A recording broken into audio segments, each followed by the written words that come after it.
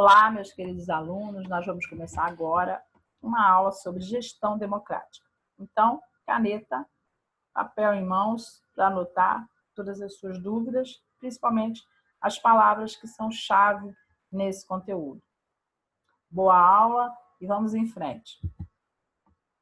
Vamos falar sobre gestão democrática nas escolas, vamos falar sobre como o sistema de ensino trabalha a gestão democrática e como os sujeitos participam dessa gestão.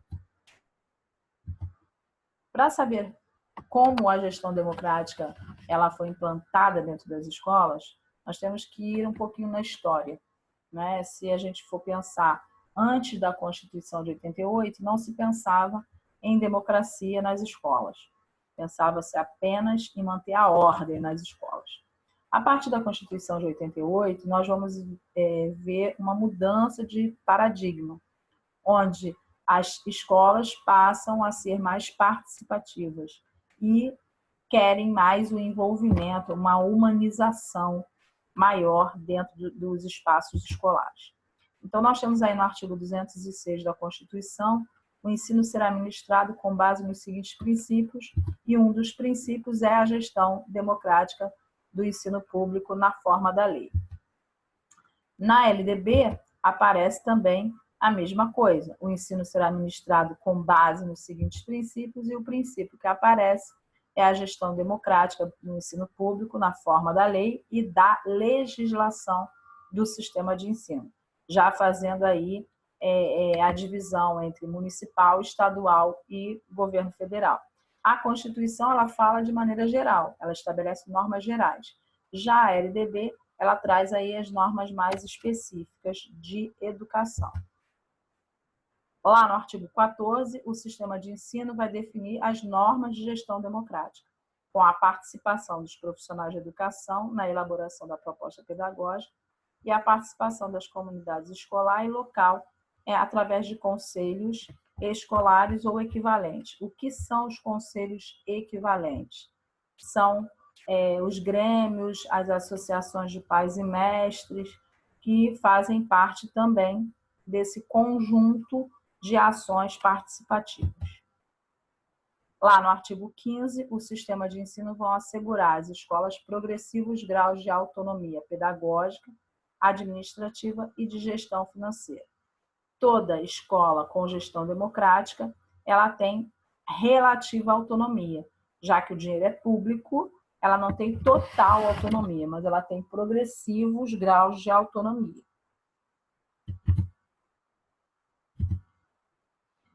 O que quer dizer a palavra gestão? Do latim, quer dizer levar sobre si, carregar, chamar a si, executar, exercer, gerar.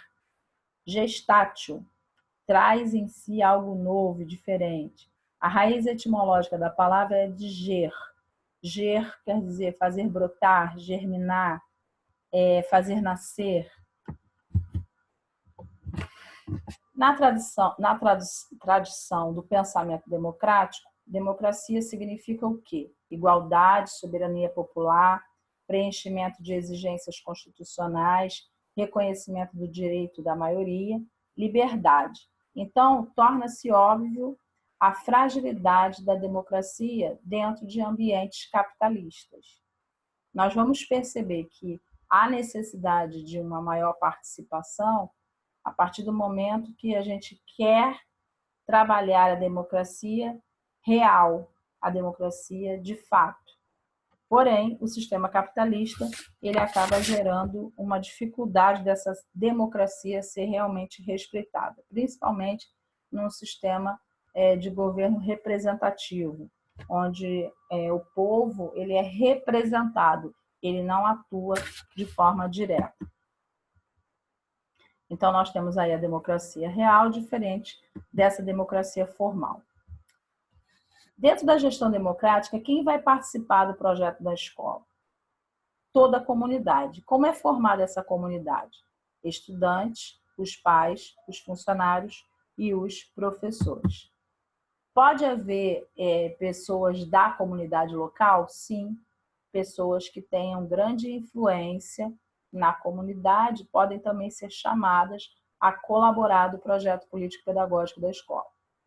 Então, nós temos aí participação, transformação, organização e mobilização. Como? Através das associações de pais e mestres, através dos conselhos escolares, através dos grêmios estudantis e também do conselho de classe. Dentro do conselho de classe, pessoas representando todas esses atores da comunidade escolar deverão estar também nas decisões do conselho de classe. Vamos situar aí a gestão democrática dentro da legislação. Na Lei 4.042 de 61, falava-se de conciliação e de instauração da democracia restrita. Se a gente olhar a Lei 5.540 de 68 e a 5.692 de 71, vai falar de estratégias de centralização. Afinal de contas, nós estamos naquele momento de centralização do governo. Já na Lei 9394/96, nós vamos falar de Estado mínimo e a necessidade de flexibilização, descentralização e autonomia. Por quê? A gente não quer mais um Estado tomando conta de tudo com uma ação centralizadora. A gente quer buscar um governo em que vai trabalhar o neoliberalismo, porque há uma necessidade de globalização nesse momento. Então, a gente tem que se remeter lá na década de 90, onde a globalização ela está ali em pleno vapor e é necessário as trocas comerciais entre as grandes potências e as sociedades que vão emergir, que estavam consideradas sociedades sem crescimento, elas vão emergir economicamente, até porque há uma necessidade de aumentar essas veias, né, econômicas, essas vias econômicas que antes ficavam nas mãos soberanas de alguns países. O Brasil ele sai de um estado de um país subdesenvolvido e entra num estado de país em desenvolvimento. Então, a educação precisa acompanhar esse processo evolutivo e a gestão democrática ela vai trazer essa ascensão aí e uma realidade escolar totalmente diferenciada. Então, a ascensão do Estado neoliberal e o fenômeno da globalização nos anos 90, há um deslocamento de paradigma na época, da época anterior, do crescimento e desenvolvimento para a prioridade à educação. Então, antes nós estávamos com uma demanda muito grande de mão de obra, então necessitava colocar muita gente no mercado de trabalho, mesmo que fossem mal preparados. A partir da década de 90, nós vamos ter uma redução do mercado de trabalho e nós vamos precisar fazer métodos mais qualitativos de ensino. E aí, até os anos 80, o empresariado exigia do Estado apenas trabalhadores alfabetizados. Passa a exigir profissionais, não apenas com os anos de escolaridade de ensino fundamental e médio. Querem profissionais com conhecimento, valores e habilidades que vão além da memorização dos conceitos e dos conhecimentos tradicionalmente transmitidos pela escola ou pelo simples adestramento da profissão técnica. Então, nós queremos, a partir da década de 90, nós queremos profissionais mais qualificados, já com uma mudança de paradigma dentro do mercado econômico. Como construir, então, uma democracia, uma gestão democrática entre sujeitos e as instâncias de participação? Precisa haver regime de colaboração, política educacional com financiamento, então nós passamos a ter financiamento direto para as escolas e para os segmentos, primeiro o Fundef, depois o Fundeb. A construção de um projeto político-pedagógico passa a ser uma exigência, trazendo aí protagonismo do professor.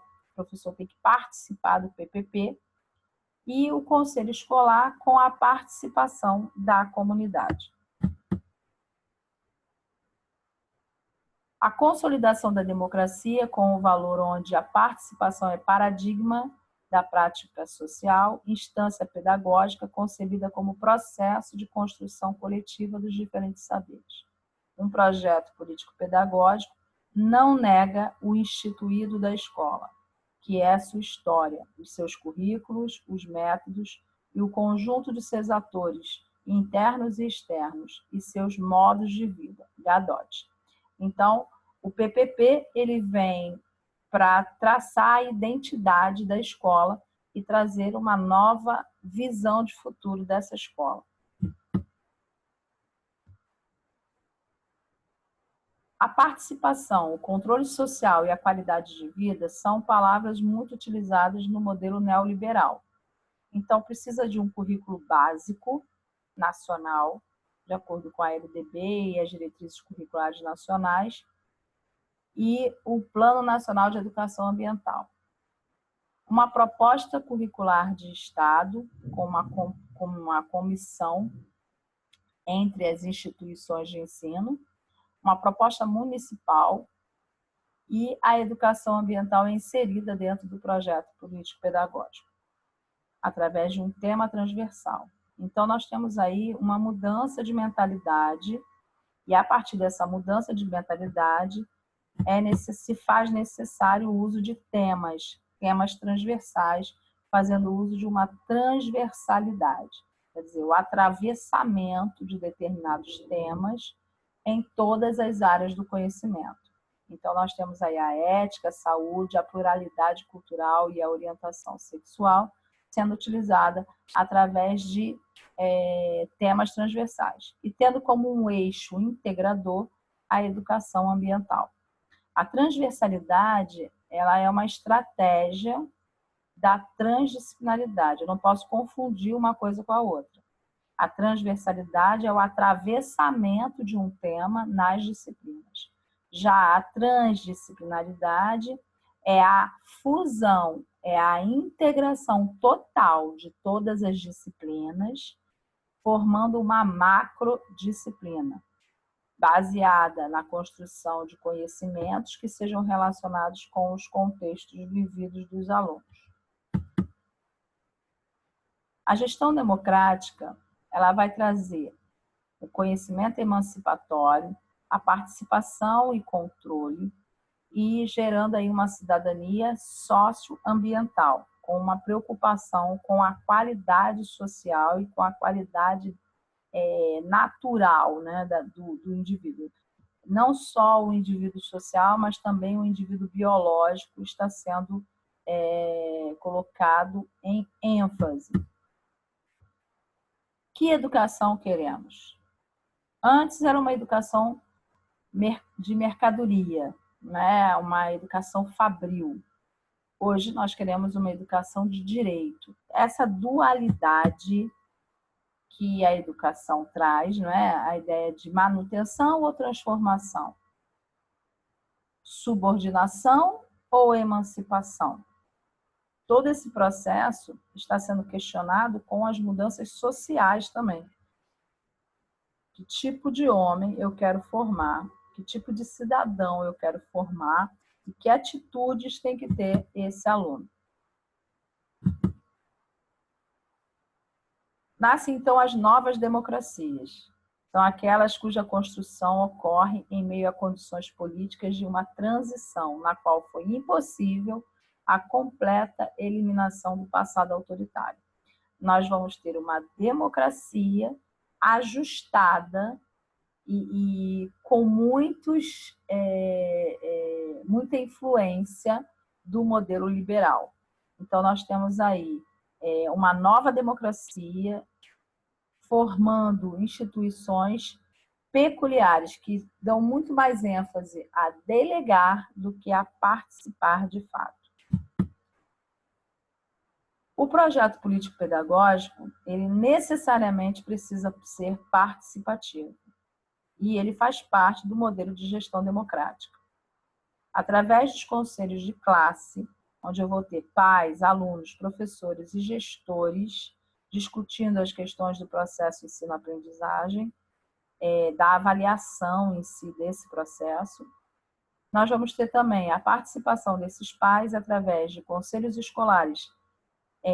Nesse caso, eles estarão com autonomia para decidirem tanto a questão financeira, quanto a questão pedagógica, quanto a questão administrativa da escola. E também temos os conselhos de pais e mestres, né? Onde vão estar os pais e os mestres, discutindo o que é peculiar nesse processo. A equipe diretiva da escola, a coordenação da escola e a equipe técnica da escola, ela também faz parte desse conjunto de pessoas que vão formar a gestão democrática. Então, o que são os conselhos escolares? São órgãos colegiados. Eles vão debater, acompanhar e deliberar sobre as questões político-pedagógicas, administrativas e financeiras da escola. São formados por representantes da comunidade escolar e também da comunidade local. Toda escola deve ter um conselho escolar? Não existe uma obrigatoriedade. A existência do conselho escolar favorece a gestão democrática, mas não há uma obrigatoriedade da formação dos conselhos. Quem pode participar? Representantes dos pais, alunos, professores e demais funcionários da escola, membros da comunidade local e o diretor da escola. Como eles são eleitos? Cada escola deve estabelecer o seu próprio regulamento para a eleição dos integrantes do conselho. É claro que na prática isso já vem um pouco organizado das secretarias e das prefeituras, não é? Mas o documento ele fala de gestão democrática de fato. Se é uma democracia, não pode ser algo exigido, não pode ser algo imposto, não é? Precisa ter a livre e espontânea vontade das pessoas participarem desse processo. A convocação para a criação do conselho pode surgir tanto da iniciativa do diretor da escola, como de qualquer representante. Os conselheiros devem ser escolhidos pela sua possibilidade de participação, disponibilidade e compromisso com a escola. É preciso saber também dialogar e respeitar as decisões da maioria. Quem pode votar na escolha dos conselheiros? As escolas vão definir os seus próprios regulamentos, mas pelo MEC, todos os servidores em exercício na escola, os pais e os alunos matriculados, mas esses alunos precisam ser maiores de 16 anos. Como é a estrutura do conselho? O diretor da escola, ele atua como um coordenador na execução das decisões do conselho. Ele é como um articulador das ações. Ele também pode ser o próprio presidente do conselho. Fica a critério de cada regulamento decidir qual é o papel do diretor. Ele não manda sozinho. Os membros são representantes de todos os segmentos. É importante destacar que ninguém tem autoridade especial fora do conselho. Só pode quem faz parte do conselho decidir sobre as coisas da escola. Os conselheiros eles vão ser a voz, o representante de todos daquele segmento. Quais são as atribuições? O conselho escolar ele é responsável por zelar pela manutenção e a participação da gestão administrativa, pedagógica e financeira.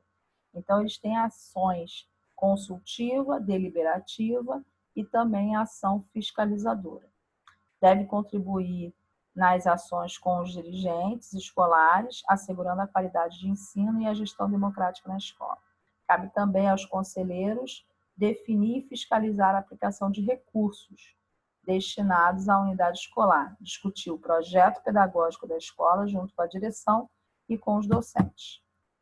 Qual a lei que regulamenta? A LDB, no seu artigo 14, estabelece que todo o ensino deve definir suas próprias formas de gestão democrática e em cima de seguintes princípios: participação dos profissionais da educação na elaboração do projeto pedagógico da escola e a participação da comunidade escolar e local em conselhos escolares ou equivalentes.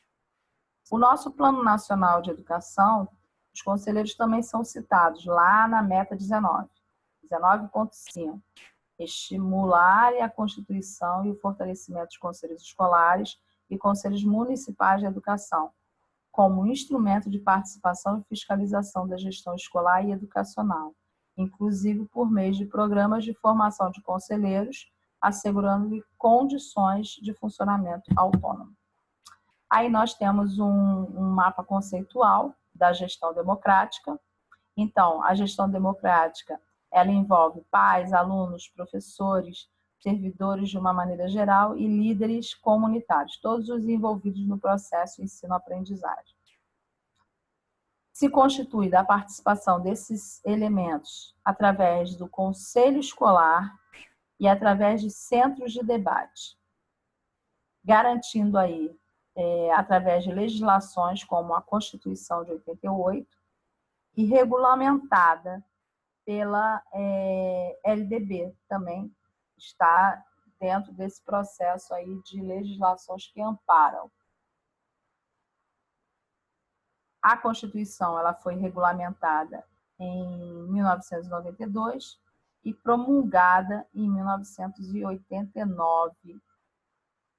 Toda essa questão da gestão democrática ela foi um longo período de debate até se chegar a uma conclusão de que seria a melhor organização dentro das escolas públicas. Então, o que constitui a gestão democrática? Gestão participativa, participação da comunidade, direcionamento administrativo e também direcionamento pedagógico. Terminamos aqui a aula de gestão democrática. Espero que vocês tenham aproveitado bastante a aula. E se vocês tiverem alguma dúvida, vamos tirar as dúvidas lá no grupo do WhatsApp, ok? Bons estudos. Juntamente com esse vídeo, nós temos um texto que deve ser feita a leitura, ok? Um grande abraço para vocês e até a próxima.